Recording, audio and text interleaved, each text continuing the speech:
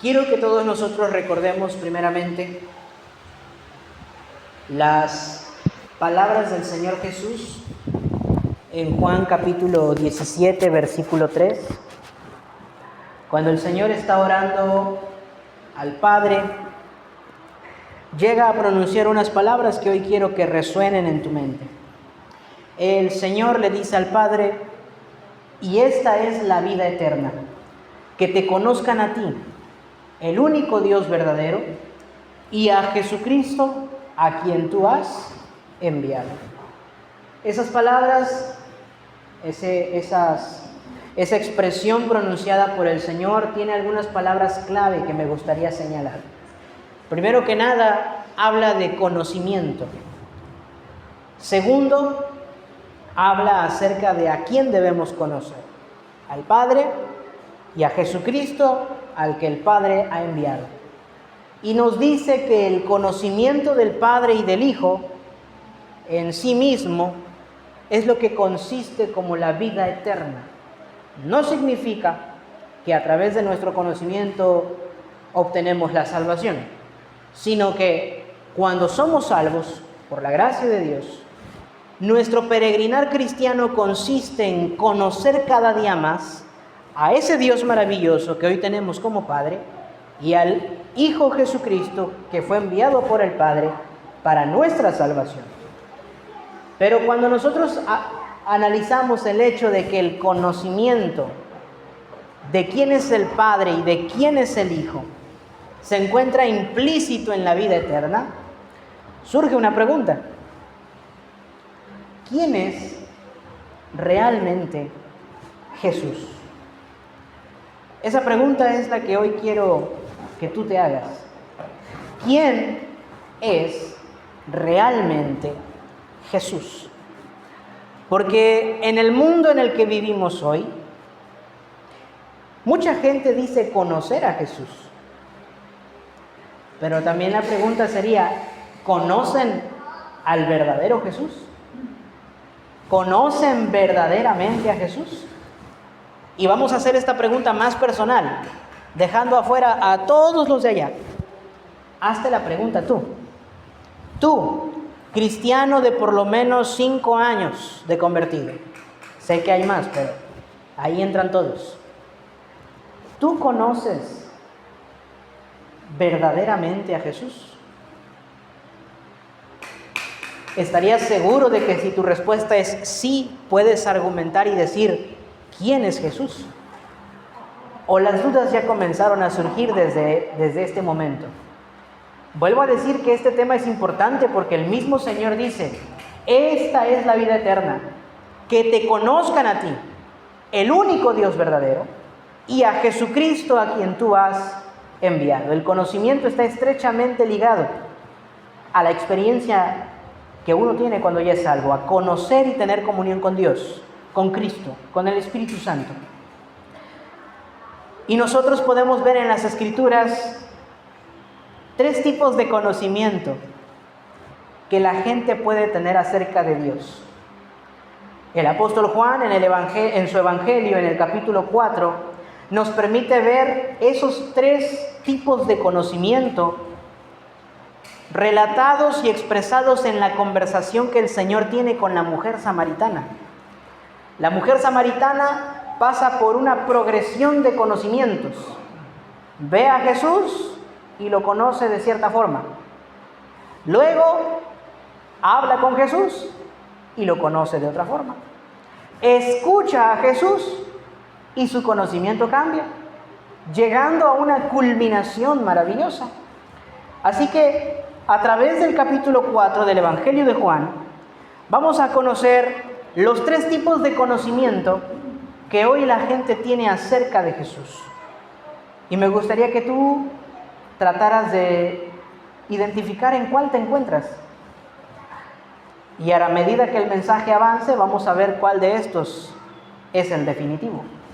Así que quiero que me acompañes al Evangelio de Juan, capítulo 4, y nos vamos a centrar en la conversación como tal a partir del versículo 7, para no tardar demasiado. El Evangelio de Juan, capítulo 4, a partir del versículo 7. Cuando tengan la cita bíblica me lo indican con un amén en voz alta. ¿Bien? El inicio del capítulo nos menciona que el Señor Jesús se encontraba en Judea. Y los fariseos llegaron a malentender que Jesús estaba haciendo más discípulos y bautizando a más gente que Juan el Bautista.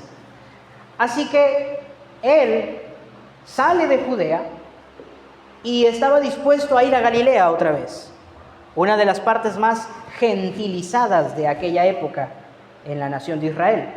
Es decir, había muchos gentiles, más gentiles que judíos. Y dice la Escritura que para llegar de Judea a Galilea le era necesario pasar por Samaria. La razón aquí es doble y de debate para muchos comentaristas. Muchos dicen que la frase le era necesario pasar por Samaria indica que esa ruta era la más corta, pero como no les caían bien los samaritanos, por eso les dice era necesario. No obstante, a base del contexto, la opinión más aceptada es que para el Señor era necesario pasar por Samaria por la necesidad de la mujer samaritana y la cosecha de los samaritanos más adelante. Pero el punto está, para los discípulos fue un choque porque el hecho de que el Señor quisiera pasar por Samaria era algo que no cuadraba mucho con la ideología de ellos. Pero llegan a Samaria y llegan a un pueblito de Samaria llamado Sicar. En este pueblito llamado Sicar es donde se encontraba el pozo de Jacob, que fue perdurado hasta este tiempo. Y el Señor Jesús, dice Juan, cansado del camino, reflejando plenamente su humanidad, dice que se sienta al lado del pozo y sus discípulos fueron a la ciudad a comprar comida. Estando Jesús en el pozo, una mujer samaritana sale a la hora sexta, es decir, al mediodía aproximadamente. Y cuando esta mujer llega al pozo, es claro que tanto ella como el Señor se miraron. Los dos se percataron de la presencia del otro. Pero esto es interesante. Culturalmente este encuentro todos sabíamos cómo podría terminar.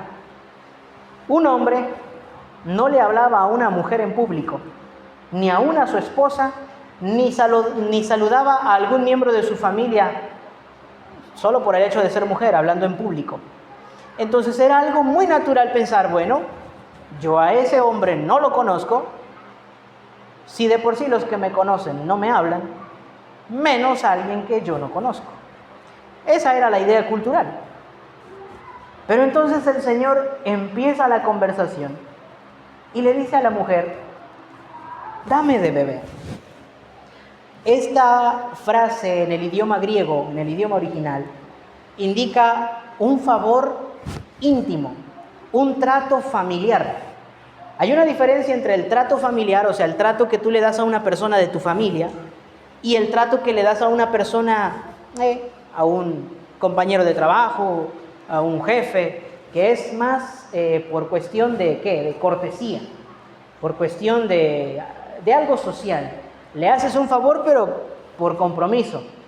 Y en el caso de la palabra que Jesús proclama, dame de beber, en el idioma griego original no indica un trato por cortesía a un desconocido, sino un trato de alguien familiar, de alguien íntimo, como si se conocieran. Entonces, la expresión del Señor le da a entender a esta mujer que lo que quiere es entablar una conversación real con ella y que su necesidad es real. Te pido que me des agua, por favor. La mujer responde rápidamente, ¿cómo es que tú, siendo judío, me pides a mí, que soy mujer samaritana, que te dé de beber? En este versículo, en esta proclamación hecha por la mujer samaritana, encontrada en el versículo 9, nos encontramos con el primer conocimiento que la gente tiene de Jesús. ¿Cómo llamó la samaritana a Jesús? Lo llamó judío. Eso es lo primero. ¿Cómo es que tú, siendo judío? Así es como identificó la mujer samaritana a Jesús en primera instancia. Su ropa, su atuendo tal vez, su barba. Externamente Jesús demostraba ser judío. Y esa fue la primera impresión que la mujer se llevó del Señor. Un hombre judío. Esta era la noción que esta mujer tenía de Jesús. Y esto nos habla de un conocimiento superficial. La mujer, al ver a Jesús como un judío de tantos, se sorprende que le hable, pero comienza a discutir con él. La primera parte de la conversación es una discusión. Ella le dice: hey, ¿cómo es que tú siendo judío me pides a mí que te dé de beber, que soy mujer samaritana? El Señor le dice: si tú supieras quién soy yo, tú serías quien me pediría a mí de beber y yo te daría agua viva. La mujer se exalta y le vuelve a decir: no, el pozo es profundo. Tú no tienes ni con qué sacar el agua. ¿De dónde tienes agua viva, Señor? Cualquiera que bebiere de este pozo, le dice el Señor, volverá a tener sed. Pero aquel que bebe del agua que yo le daré, saltará para vida eterna. ¿Eres tú mayor que nuestro padre Jacob?, le dice la samaritana. La primera parte de la conversación nos demuestra que la mujer discutía con el judío que tenía frente a ella. Porque lo veía como un judío más. Alguien que, según la mentalidad de los samaritanos, se sentía superior a ellos porque tenían el templo en Jerusalén, porque ellos no eran un linaje mestizo, porque ellos desacreditaban a los samaritanos, desacreditaban su forma de adorar, desacreditaban su estilo de vida, desacreditaban su existencia. Entonces, la primera parte de la conversación es una discusión en donde la mujer se encuentra a la ofensiva. ¿Cómo es que tú, siendo judío, me pides a mí un favor? ¿De dónde vas a sacar el agua viva si ni siquiera tienes con qué sacarla de este pozo? ¿Acaso eres tú mayor que nuestro padre Jacob, que nos dio este pozo? Y es aquí donde vemos justamente un conocimiento superficial. Muchos en el mundo se encuentran con este nivel de conocimiento sobre Jesús. Lo conocen y lo aceptan como el judío. Un judío de muchos que ha existido a lo largo de la historia, que como cualquier otro ser humano, nació en un punto de la historia, creció, murió en otro punto de la historia y hasta ahí. La mayoría de la gente acepta la existencia del Jesús histórico, de aquel niño que nació en Belén, que se crió en Nazaret, en Egipto, que comenzó a hacer un gran revuelo alrededor de sus 30 años en aquella época, se levantó en contra del régimen romano. Algunos lo toman como un revolucionario, otros lo toman como alguien totalmente carente de cordura, pero aceptan que existió. No tienen problemas con decir: sí, la persona Jesús de Nazaret existió. No hay muchos que lo nieguen, y si hay algunos es porque se niega a ver la evidencia histórica, pero la mayoría concuerda en que creen que existe el Jesús histórico, la persona.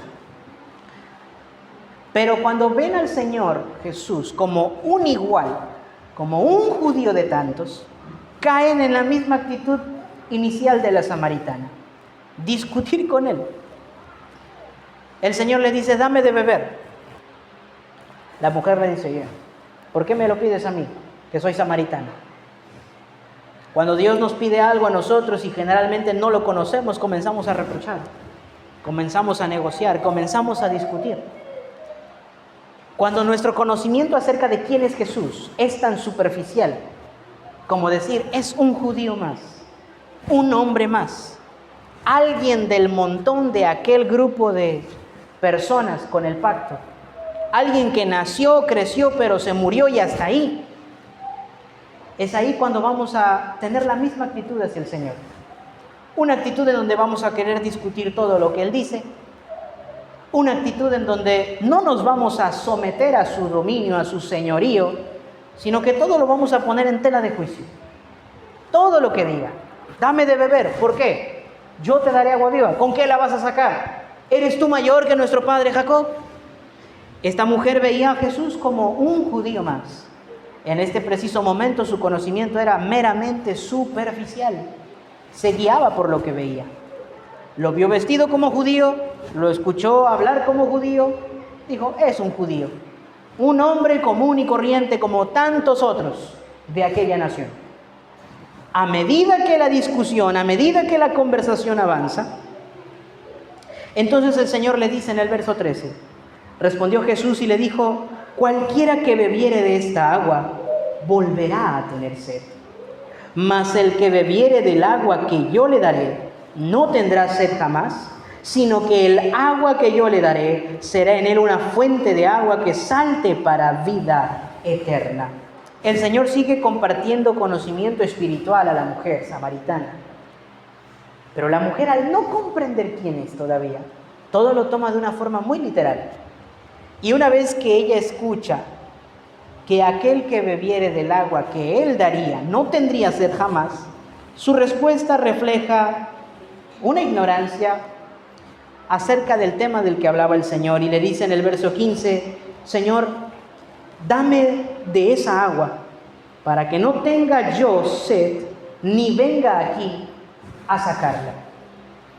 La mujer seguía pensando que el Señor hablaba del agua material, del agua física, y vio una forma de evitar el ir a mediodía, quemándose con el sol, a sacar agua otra vez. Si del agua que tú das quita la sed por completo, dame de esa agua. Dame lo que tú tienes para que yo no vuelva a pisar este pozo, para que yo no vuelva a venir, para que ya no venga a sacar agua yo de aquí. Esto nos habla muchas veces de cómo cuando Cristo ofrece promesas y ofrece grandes bendiciones para la vida de los creyentes en un estado inicial buscamos todas esas promesas. Buscamos lo que Jesús puede darnos, porque estamos plenamente convencidos de lo que Jesús puede darnos. Pero es aquí donde debemos entender que así como hay recompensas del Evangelio, también hay demandas del Evangelio. Una vez que la mujer le dice, dame de esa agua para que yo no tenga sed jamás, ni venga tampoco a este pozo a sacarla, el Señor empieza a confrontar y le dice, bueno, antes trae a tu marido. La mujer, tratando de ser sincera, pero al mismo tiempo de evadir la respuesta oficial, le dice, no tengo marido, no tengo, no hay. ¿Ves el anillo? No, no hay, no tengo marido. El Señor le dice, bien has dicho que no tienes marido, porque 5 maridos has tenido, y el que tienes ahora no es tu marido. Con esta proclamación del Señor, la mujer samaritana pasa de un conocimiento superficial a un conocimiento que confronta, porque la respuesta de la mujer es, Señor, me parece que tú eres profeta. Ya dejó de verlo como un judío extraño. Ahora lo ve como un profeta de Dios porque la acaba de confrontar. Nunca lo ha visto, no sabe quién es, hasta hace unos pocos instantes era un judío extraño que se atrevió a hablar con una samaritana y que se creía mayor que Jacob, pero ahora reconoce que el que está frente a él no es cualquiera, es un profeta de Dios. Ese es el segundo conocimiento que existe hoy. Muchos ya no están en la categoría de aceptar que Jesús existió históricamente hablando. Han sido confrontados cuando leen la Escritura, cuando han escuchado un mensaje, cuando han escuchado a un predicador, cuando han leído la Biblia, han sentido cómo la palabra de Dios los confronta. Pero tristemente, así como la samaritana entendía mal las palabras del Señor y solamente buscaba el agua de la que el Señor hablaba para satisfacer su necesidad física, y trataba, no directamente, pero trataba de evadir el hecho de su pasado, muchos hoy aman las predicaciones sobre las promesas de Jesús. Muchos hoy aman las bendiciones del Evangelio, pero no están dispuestos a aceptar las demandas del Evangelio. Es por eso que el Evangelio de la prosperidad, falso evangelio, por cierto, ha tenido tanto éxito en nuestro mundo en los últimos años. Porque ahí te quieren presentar los beneficios del Evangelio. pero no te presentan las demandas del Evangelio. Tienen un conocimiento superficial, siguen viendo a Jesús como alguien que en todo caso los puede beneficiar, pero no se someten a Él. Pero la mujer ya se encuentra en un punto medio. Ha sido confrontada, se le presentaron las bendiciones. Yo soy el que te puede dar agua viva. Y el agua viva que yo te doy será una fuente de agua que salte para vida eterna dentro de ti. Pero tienes que hacerle frente a tu pasado. ¿Por qué el Señor Jesús le resalta a esta mujer su pasado? Bien has dicho que no tienes marido, porque 5 has tenido y el que tienes hoy no es tu marido. No para condenarla, no para juzgarla, no para criticarla. El Señor le estaba guiando a un punto importante: el arrepentimiento. Por eso el conocimiento que confronta es importante. Porque todo verdadero creyente que ha conocido a Dios, que ha conocido a Cristo, no solamente cree que Jesús fue una figura histórica que existió en algún punto del pasado, también cree lo que Pedro dijo: Señor, ¿a quién iremos si solo tú tienes palabras de vida eterna? Solo tú eres el que ha confrontado mi pasado y tú eres el único que lo puede perdonar, que lo puede cambiar y que me puede dar vida eterna. El conocimiento que confronta es en donde dejamos de ver a Jesús solo como una persona del montón. Y ahora comenzamos a ver que hay algo en Él, algo diferente. Pero todavía no es la culminación. Una vez que la mujer reconoce que el Señor es un profeta porque le ha dicho lo que ella escondía, entonces la progresión de la conversación continúa. Y ahora entran a un tema que pareciera que no tiene nada que ver. Pero la mujer comienza a hacerle preguntas al Señor. Señor, tengo una duda. Ustedes, los de Jerusalén, los judíos, dicen que debemos adorar allá en el templo. En el templo en Jerusalén. De este lado nosotros tenemos el monte Gerizim, donde adoraron nuestros primeros antepasados. Nosotros decimos que se debe adorar acá. Ustedes dicen que se debe adorar allá. ¿Cuál es la verdad? ¿Se dan cuenta cómo el conocimiento que confronta genera curiosidad en la persona? Aquella persona que estaba evadiendo su pasado, ahora le está haciendo preguntas al Señor respecto a la verdadera adoración hacia Dios. Nosotros adoramos acá, porque nuestros padres así lo hicieron al inicio. Pero ustedes nos dicen que no, que acá no, que es allá, en el templo, en Jerusalén. ¿Qué ocurre con eso, Señor? El Señor procede a explicarle y le dice: bueno, nosotros adoramos lo que sabemos, ustedes adoran lo que no saben. Esto nos demuestra la ignorancia en la que la mujer vivía. Adoran lo que no saben. Cuando uno no conoce verdaderamente quién es Jesús, a veces adora a alguien que ha inventado en su cabeza. Aunque esté en la congregación, mientras no conozcas quién es Jesús, quién verdaderamente es Jesús, puede que ni siquiera llegues a adorarlo. Jesús confronta tanto a la mujer como al resto de samaritanos con esa declaración: ustedes adoran lo que no saben. En cambio de los judíos dicen: nosotros adoramos lo que sabemos.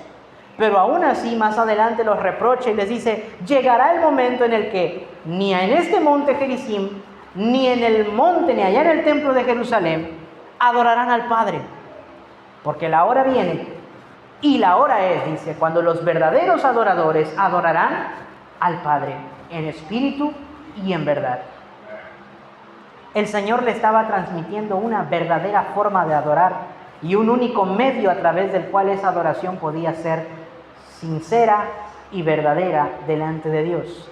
La verdadera adoración ya no iba a depender del lugar físico, ni Gerizim, ni Jerusalén, sino que iba a depender de a través de quién se presentaba esa adoración hacia el Padre. Y la adoración que se acepta hoy es a través de Jesucristo.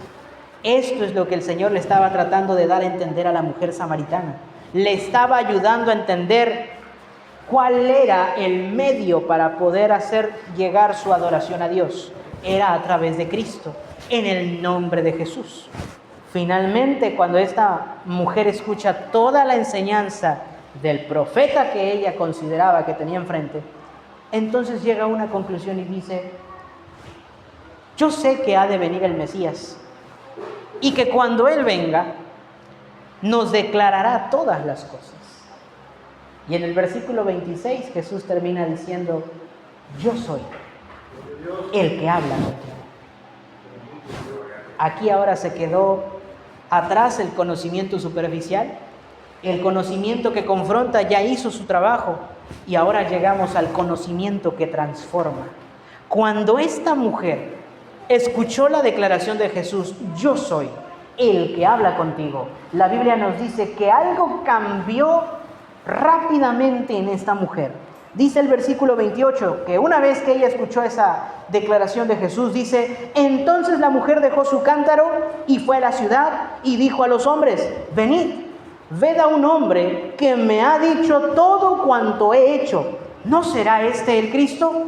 Entonces salieron de la ciudad y vinieron a él. Y en el versículo 39 continúa con los samaritanos y nos dice: y muchos de los samaritanos de aquella ciudad creyeron en él por la palabra de la mujer, que daba testimonio diciendo: me dijo todo lo que he hecho. Entonces vinieron los samaritanos a él y le rogaron que se quedase con ellos, y se quedó allá 2 días. Y creyeron muchos más por la palabra de él, y decían a la mujer: ya no creemos solamente por tu dicho, porque nosotros mismos hemos oído y sabemos que verdaderamente este es el Salvador del mundo, el Cristo.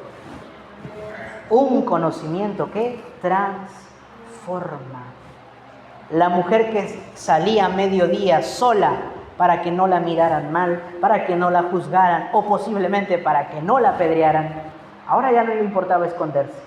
La mujer que iba por agua deja su cántaro, un simbolismo de que deja su carga, deja su pasado atrás, porque ha encontrado a alguien que la ha transformado. Ya no se esconde, va con aquellos a los que quería evitar y les dice: he encontrado al Cristo, ha dicho todo lo que yo he hecho, salgan y véanlo, crean en Él, Él me ha transformado. Y los samaritanos llegaron a una conclusión maravillosa. Los samaritanos llegaron a una hermosa conclusión: ya no creemos solamente por tus palabras, porque ahora hemos escuchado nosotros mismos y estamos convencidos de que Él es el Salvador del mundo, el Cristo. Fíjense el contraste muy marcado. Si has estudiado el libro de Juan o el Evangelio de Juan, en el capítulo 3 Jesús habla con Nicodemo, un judío que no entiende nada de lo que el Señor le dijo. Jesús habló de nacer de nuevo. El viejito pensó: ¿tengo que volverme a meter en el vientre de mi mamá? No lo entendió.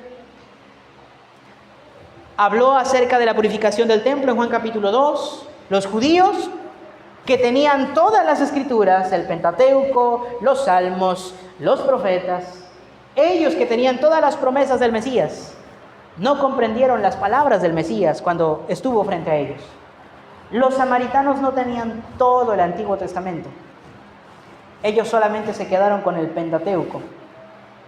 Ellos rechazaban desde Josué para adelante hasta Malaquías. Decían: no, eso no. Lo único inspirado es el Pentateuco: Génesis, Éxodo, Levítico, Números y Deuteronomio. Así que las profecías de Isaías, ellos no la tenían. Varón de dolores, experimentado en quebranto. Verán aquel al que traspasaron, Zacarías. No, ellos no conocían eso, no creían en esos rollos. Tenían solo el Pentateuco.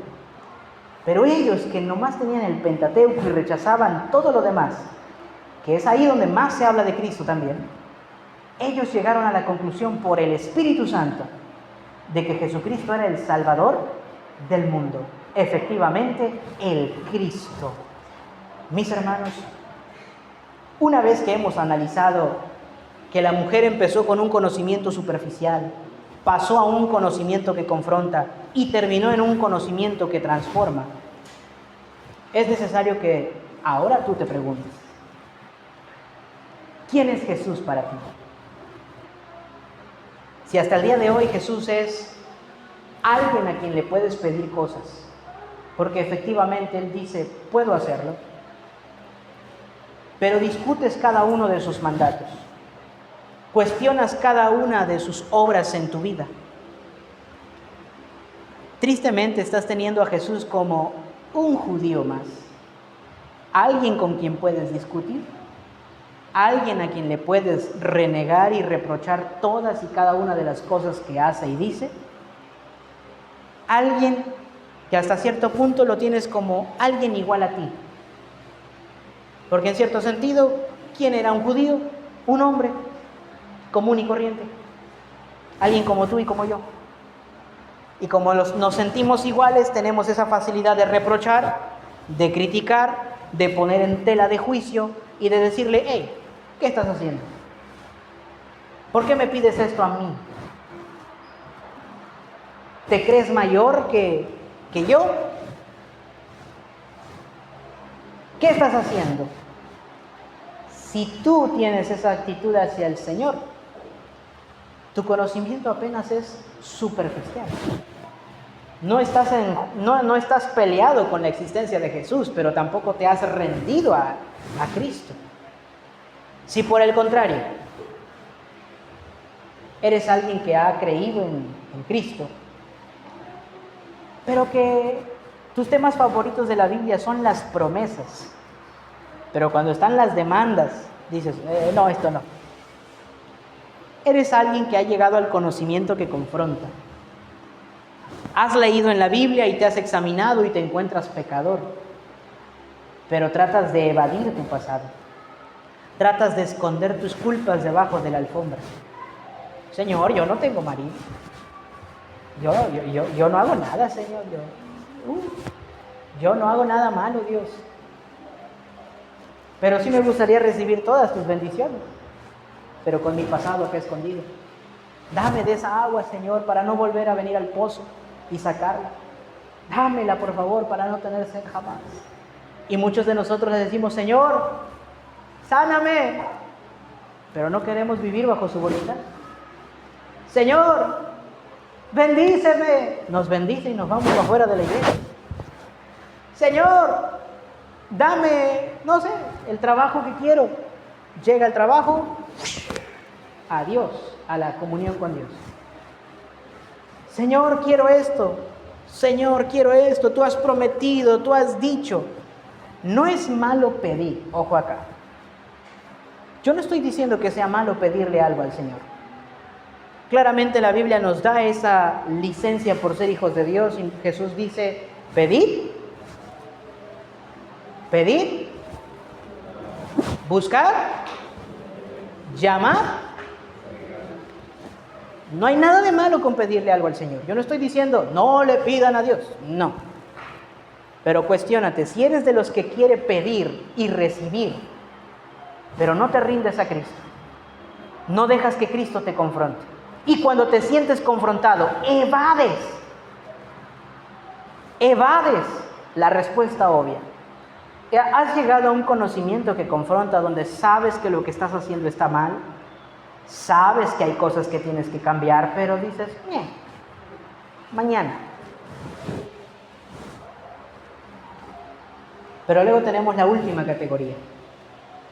Si una vez que has conocido al Señor Jesús, que has sido confrontado y guiado al arrepentimiento por Él, entonces llegas a un conocimiento que te transforma, en donde ya no te escondes y ahora le dices a la gente, yo antes era un vil pecador, no importa el pecado que cometieras, era un vil pecador, me merecía el infierno y me lo había ganado con creces, pero encontré a Cristo, al Salvador del mundo.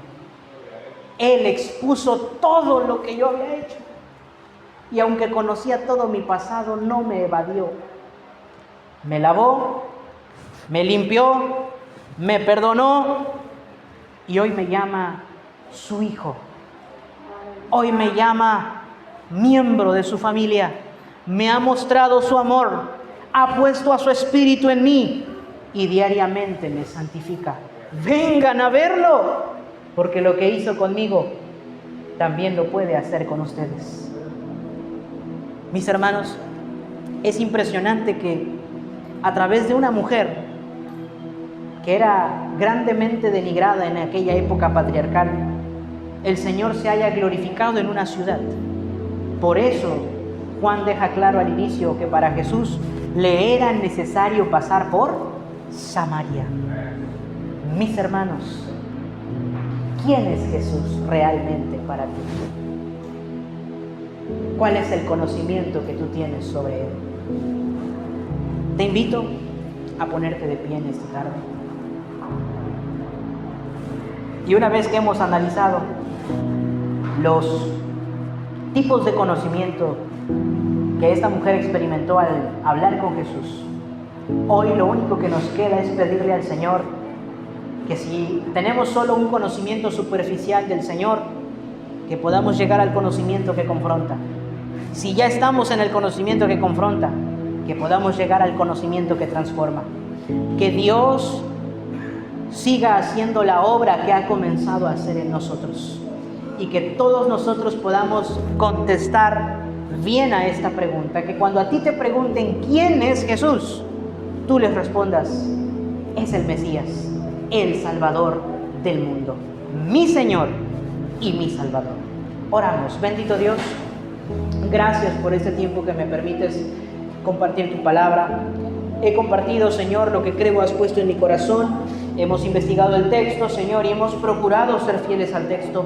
Hoy solamente te pedimos, Señor, la obra de la convicción, la obra de redarguir, yo no puedo hacerla. Solo el Espíritu puede hacerla, Señor. Hoy te pido que le ayudes a entender a cada miembro de la iglesia quién es Jesús para ellos. Hasta el día de hoy, cuando se han acercado al Señor, ¿con qué conocimiento lo han hecho? ¿Con un conocimiento superficial en donde cuestionan todo lo que el Señor hace y dice? ¿Donde le reprochan? ¿Donde no se someten a su señorío? ¿O quizás están en un conocimiento que confronta? Ya conocen la verdad y saben que son pecadores. Saben que han fallado y que necesitan arrepentimiento, pero a veces se evaden esa necesidad de arrepentimiento. Y a veces nos enfocamos mucho en pedir y no nos rendimos delante de ti.